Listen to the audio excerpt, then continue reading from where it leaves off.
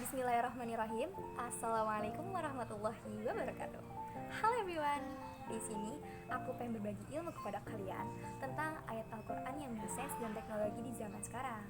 Salah satunya terdapat di surat ke-56 surat Al-Waqiah. Kira-kira penasaran gak sih ayat mana saja yang bahas tentang sains dan teknologi di zaman sekarang? Yuk ikutin terus ya videonya. Jangan lupa untuk mengklik tombol like dan komen sebanyak-banyaknya. So, enjoy! Berikut ini adalah pembacaan ayat suci Al-Quran surat Al-Waqiah ayat ke-58 dan 59. A'udzu billahi minasyaitonir rajim. Afara'aytum ma tumnun.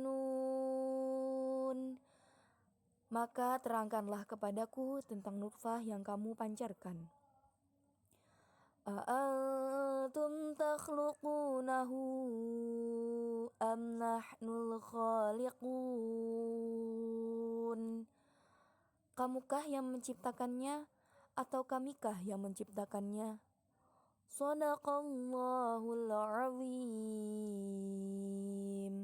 Nah, sudah jelas ya, dari ayat di atas Allah itu kembali bertanya dan sekaligus memperingatkan kepada kita sebagai manusia bahwa sebenarnya siapa yang menciptakan Bani manusia? Allah ataukah manusia?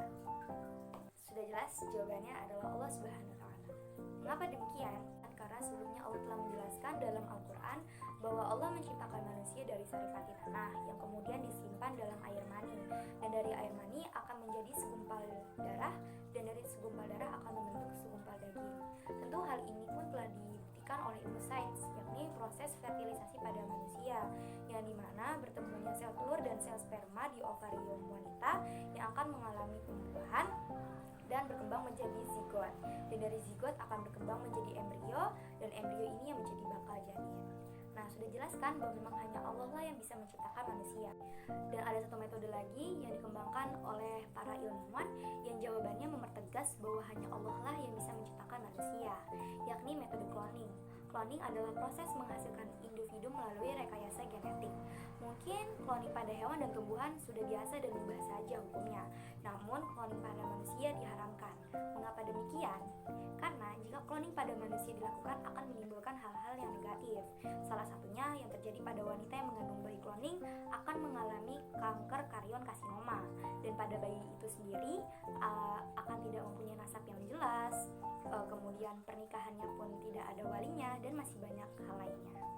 Oleh demikian, bahwa cloning manusia sendiri tidak disarankan dan telah memperjelas bahwa Allah lah yang menciptakan manusia. Nah, sudah jelas ya bahwa semua ini telah tersusun dan dijelaskan dalam Al-Quran dan dibuktikan oleh sains memang benar hanya Allah lah yang bisa menciptakan semuanya. Pada surat Al-Waqiah ayat 63 sampai ayat 64, Allah menunjukkan kekuasaannya yang lain, yaitu sebagai zat maha kuasa yang dapat menumbuhkan tumbuh-tumbuhan. Sebagaimana firman Allah yang berbunyi, A'udzu billahi minasyaitonir rajim. Afara'aitum ma tahrusun. Antum tajra'unahu am nanuz zari'un. Artinya, pernahkah kamu perhatikan benih yang kamu tanam? Kamukah yang menumbuhkannya atau kami yang menumbuhkannya? Quran Surat Al-Waqiah ayat 63-64. Dalam tafsirannya, Allah menyampaikan pertanyaan pada manusia mengenai berbagai macam tanaman yang ditanam oleh manusia, baik itu tanaman yang ada di ladang, sawah, maupun bibit pohon yang ditanam di perkebunan. Diungkapkan bahwa bagi semua jenis tanaman tersebut, kedudukan manusia hanyalah sebagai penanam, pemupuk, dan pemelihara agar terhindar dari segala macam kerugian. Tetapi kebanyakan manusia lupa siapakah yang menumbuhkan tanaman-tanaman tersebut. Siapakah yang menambah panjang akarnya sampai menembus tanah hingga tanaman tersebut dapat berdiri tegak. Siapakah yang menumbuhkan daun dan dahannya? Apa pula yang menumbuhkan bunga serta buahnya? Pertanyaan tersebut terdapat pada ayat 64, merupakan pertanyaan yang penting yang sering diabaikan oleh manusia. Dalam tafsiran tersebut, terdapat kata menanam, memupuk, memelihara tanaman, bahkan terdapat pernyataan tentang pertumbuhan tanaman. Dari hal tersebut, dapat disimpulkan bahwa Al-Quran sudah menjelaskan soal pertumbuhan tanaman. Sebagai contoh dalam ilmu sains, terdapat pertumbuhan tanaman pohon mangga. Berawal dari sebuah biji yang terkubur di dalam tanah, air yang masuk ke dalam tanah mengenai biji dan sinar matahari yang menghangatkannya membuat kulitnya yang keras terbuka dan tumbuh akar keluar. Saat pohon kecil tumbuh, batangnya keluar dan muncul ke permukaan tanah. Pohon terus tumbuh hingga daun-daun mulai bermunculan.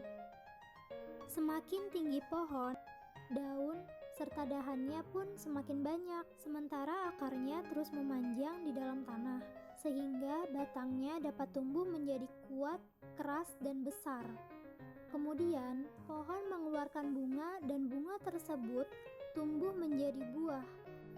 Buah-buah tersebut terus tumbuh hingga matang, dan buah yang matang akan terjatuh ke permukaan tanah, dan biji dari buah tersebut dapat menumbuhkan pohon baru. Hanya tentang pertumbuhan tanaman saja, namun dijelaskan juga cara pemeliharaan tanaman atau merawat tanaman, yaitu dengan memberi pupuk, menyiram tanaman dengan air yang cukup, meletakkan tanaman di tempat yang cukup mendapatkan sinar matahari. Terakhir, mencabuti rumput liar atau tanaman pengganggunya. Hasil dari tanaman tersebut merupakan sumber kehidupan bagi makhluk hidup yang ada di bumi, khususnya manusia. Dan yang harus kita tahu bahwa manusia hanya dapat menanam serta memelihara tumbuhan. Yang dapat menumbuhkan tanaman tersebut hanyalah Allah Subhanahu wa Ta'ala. Di surah ini, Allah juga menunjukkan tanda-tanda kekuasaan yang lain, yaitu dengan menurunkan air sebagai salah satu sumber utama kehidupan kita. Tepatnya ada di surah Al-Waqiah ayat 68 hingga ayat 70 berikut ini. A'udzu billahi minasyaitonir rajim. Afara'aitumul ma'allazi tashrabun. Wahai manusia, apa pendapat kalian tentang air yang kalian minum? A'antum anzaltumuhu minal muzni am nahnul munzilun. Apakah kalian yang menurunkan air dari awan, ataukah kami yang menurunkannya? Lau nasya'u ja'alnahu ujajan falaula tashkurun. Sekiranya kami jadikan air hujan terasa asin lagi pahit, adakah kalian mampu mengubahnya menjadi air tawar? Mengapa kalian tidak mau mensyukuri nikmat Allah? Surah Al-Waqiah ayat 68 dan 69 memuat seruan kepada manusia untuk berpikir dari mana sih sebenarnya air yang kita minum dan siapa yang menurunkannya. Serta di ayat 70 Allah menjelaskan bahwa jika Allah menghendaki, niscaya dapat dijadikannya air itu asin.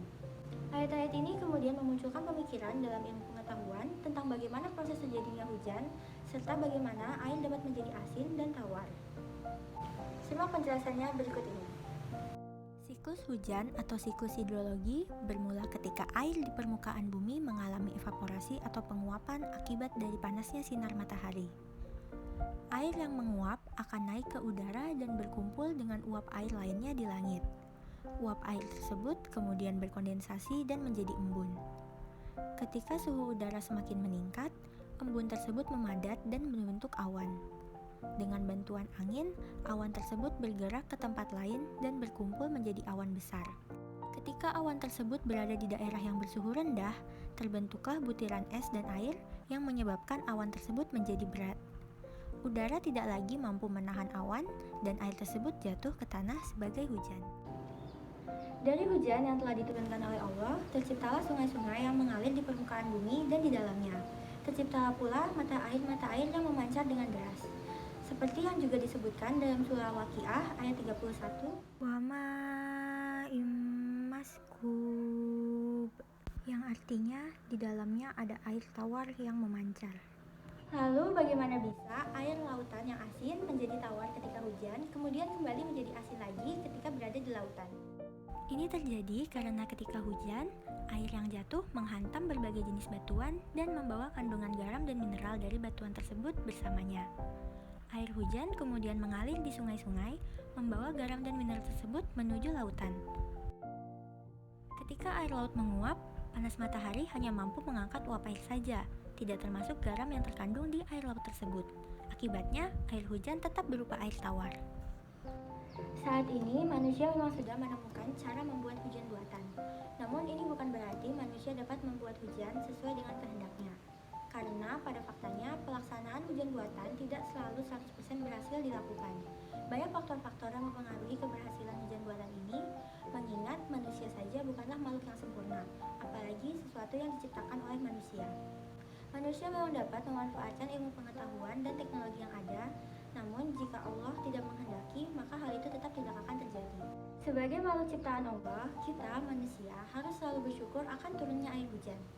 Kita juga harus bersyukur bahwa Allah menurunkan air hujan di berbagai tempat sesuai dengan kebutuhan dari setiap makhluk hidup di permukaan bumi ini, dan menjadikannya tawar sehingga dapat kita konsumsi dan dimanfaatkan oleh manusia.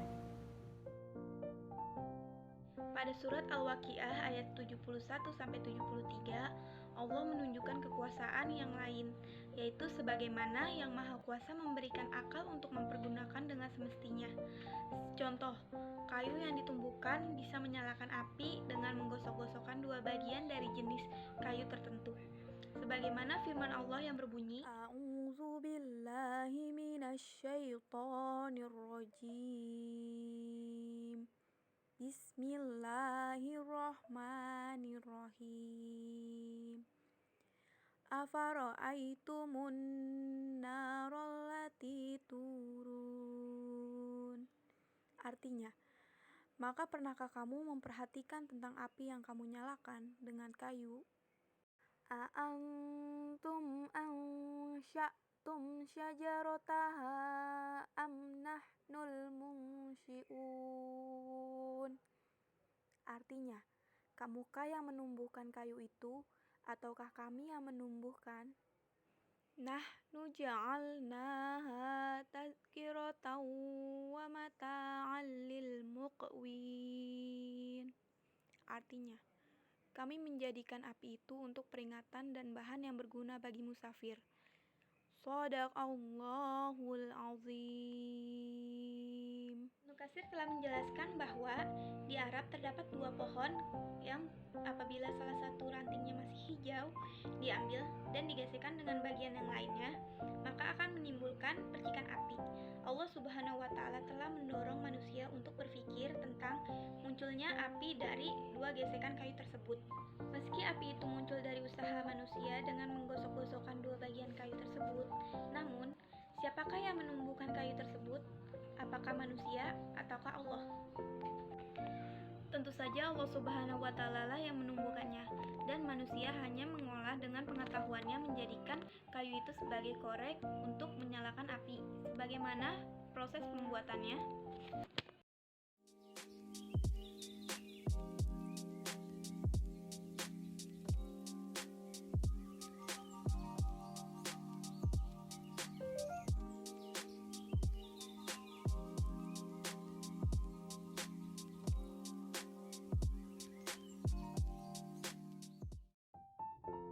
Berikut ini adalah ayat ke-75 dari surat ke-56, yaitu surat Al-Waqiah.